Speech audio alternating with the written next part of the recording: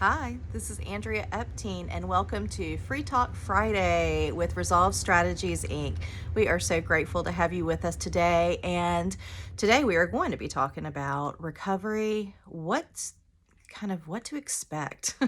When you're pregnant, they wrote this amazing book called What to Expect When You're Expecting. I think we need to write a book called what to expect when you're recovering, because there are definitely specific phases and things that you can anticipate and kind of get in front of if you know kind of like what goes on mentally, physically, emotionally, physiologically during certain phases. So we look at the first 3 months, look at the first 6 and 9 months, we look at the first year, and then we look at the first 18 months and 24 months.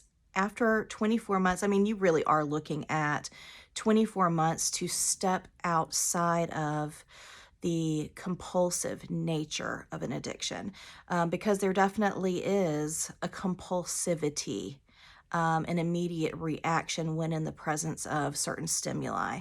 Now, that could just be triggers, cravings, urges. It could be actual use or relapse. But for the most part, you are going to have a compulsive response when in the presence of certain stimuli. We've talked about avoiding people, places, and things that can make that more challenging. But today we're just going to kind of dive into a little glimpse at the recovery journey and what to expect, what to anticipate. Early on, I would say one of the bigger things that I find are setbacks for people is really just it's hard to get vulnerable and honest and open, especially with others. And that's why I think it's important to be engaged on a regular basis in a 12-step program, so that you have constant contact with other people at different phases of the journey that you can kind of ask questions from, pull from their experience. So you might be in your first 3 months, but they're in their first 5 years. So they remember, I hope, because they've been going to meetings and they keep it fresh in their mind. They remember what it was like to be in their first 3 months, 6 months, first year of the recovery process. So I just can't express how important it is to stay engaged in a 12-step program, meetings, sponsorship, the 12 steps, big book studies and readings, and just really diving into the literature, understanding the character defects and things like that, because that's really about what I'm talking about in the first 3 months. All of those character defects, all of those suppressed emotions are going to rise to the surface, and it really is going to feel like someone took the first layer of your skin off and put you in the sun. I mean, you're going to feel very vulnerable. It's going to hurt. It's going to be painful. And I just want people to know, to anticipate that, it's when you put the chemical down, when you put the behavior aside, when you go into abstinence, that doesn't take all of your problems away.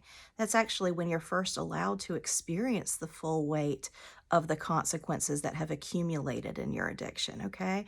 So that's a little bit of a painful realization to come to. And plus, you've got all those emotions that you've been numbing that are trying to reemerge so that you can appropriately process them and work through them. The character defects are right in your face. So, first 3 months are tough. When you are in the rooms, one of the problems I feel like comes up for people is they're really just looking for ways to prove that their addiction is different from everybody else's. So they're going into the rooms to prove that they're unique and they're different and their problems and set of circumstances are different from everybody else's. So they're not really listening and opening their ears and their mind and being honest and open and willing at first. Please understand and give yourself grace that this is very normal. But again, I just want, if you're just starting this journey, for you to be aware that that is the tendency of everybody to go into that space with blinders on and being defensive and trying to set yourself apart from everybody else in the room instead of really drawing from the group and getting what you need out of it. So again, everybody feels very unique and very different and special. when in reality, there is absolutely nothing special and nothing unique about the disease of addiction. You, of course, are unique and special and wonderful in every way, but we can't find you. We can't get to you until you've got a good year or two clean and sober so that we can see all the special and beautiful parts of who you are and how you're going to contribute to yourself and to your family and to your community. So we got some ways to go. All right, so first 3 months, there really is also a tendency to be overconfident. You are going to struggle with the denial, the minimizations, and all of the defense mechanisms that are going to swoop in to try to insulate you from the pain. Because guess what? We're human beings. And one of the things that's just kind of like hardwired in us is an attempt to avoid pain, and emotional pain is included in that. So that's going to happen. And your first 6 months, you're still going to experience pretty significant urges to use or misuse. You're definitely going to find yourself slipping into, kind of like dancing around the slippery slope of lapse or relapse. So, just being open and honest and having a good sober support group becomes very important at this time because they're going to catch you before you fall if you're being open and honest. But yeah, I mean, there's still a lot of clouded thinking and poor judgment when it comes to those behaviors and risky behaviors around your use. So that's absolutely to be expected. Um, and again, at this point, overconfidence, feeling like, oh, I've got this, you start forgetting how bad it was. And so I think it becomes very important in, your second 3 months. So, month 3 to month, I would say 9 of really poisoning the fantasies, stomping out any type of romanticizing that might come up, romanticizing, oh, remember when, and thinking it wasn't that bad. You want to be able to poison the fantasy and play the tape forward and realize all that you stand to lose. So that's very important, and I really recommend that people put that into a daily contemplative practice, be it, journaling or meditation or gratitude, whatever you do. But as part of that, I would really try to go to the very worst moment, the moment that you most desire to forget, and make it a practice to remember it, because it's going to be really important in this phase of recovery. And then moving forward, your compulsivities are going to get less, but hopefully at this point you've really distanced yourself and set some good boundaries between you and any unwanted people, places, and things, or any high risk situations. So if you continue to do that, you really will notice that days go by. Sometimes weeks can start to go by without a significant craving or urge.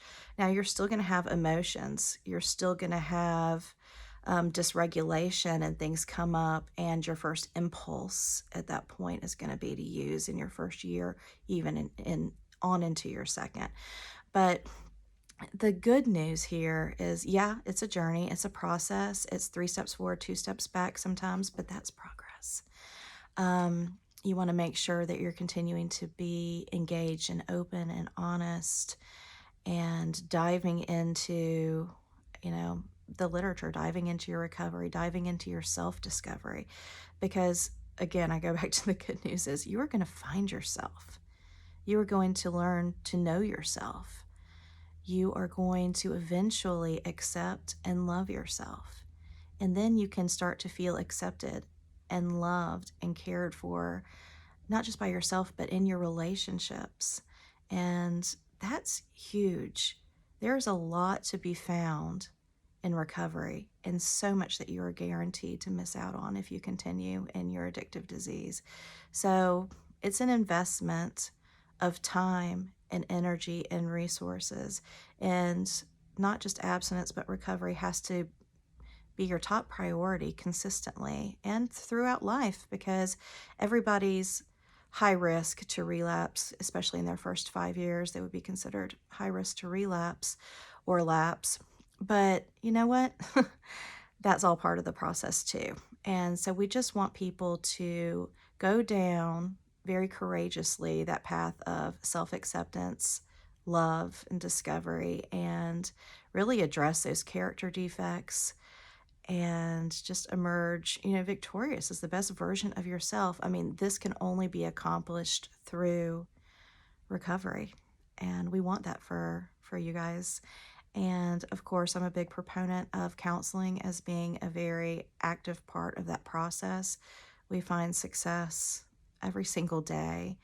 And so please, if you are even just contemplating this journey and you've figured out that, I don't know, you're just beating your head against a wall, every day starts to look the same, you have been making promises to yourself that you can't keep, consider making contact with a licensed professional counselor, a master's addictions counselor, somebody who's a CAC2 but really specializes in addictions to help you along this journey and get you connected and plugged in and give you the resources, and who can also help you with what's underneath, what comes up, what are the traumas, what are the things that really need to be unpacked, reprocessed, and resolved. So we like to do that here at Resolve because we are resolving addictions one day at a time.